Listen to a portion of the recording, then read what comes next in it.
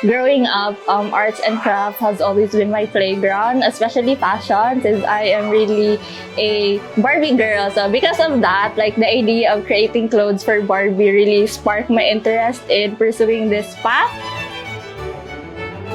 I saw it from Facebook, and then I went to Rafi to get my lamps, and then I saw Kuya Roy. Then Kuya Roy said nga, "Well, apil ka diri." So like, okay, apil na lang ko Kuya. Like for like, it's also an opportunity for me to grow and learn from the Sir Steve itself, diba? So like, it's really a great opportunity for me to put myself out there.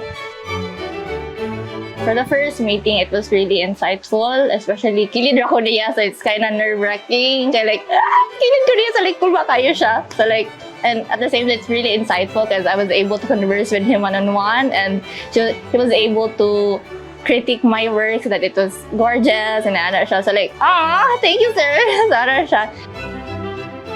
I always get fascinated by sea creatures and mythical creatures, especially Visayan.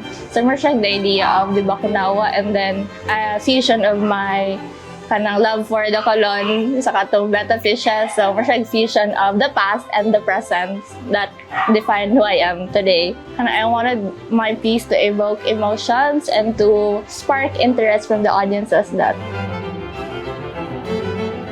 it's really rewarding to think that I was able to be part of this program for Sir Steve's exhibition, knowing that I was able to put myself out there, creating opportunities for myself, going through that path for Sir Steve.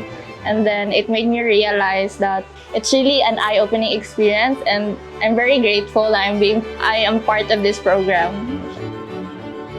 I am Venise Galan, and I am one of the mentees of the Kasaulogan art programs of Kabilin Center.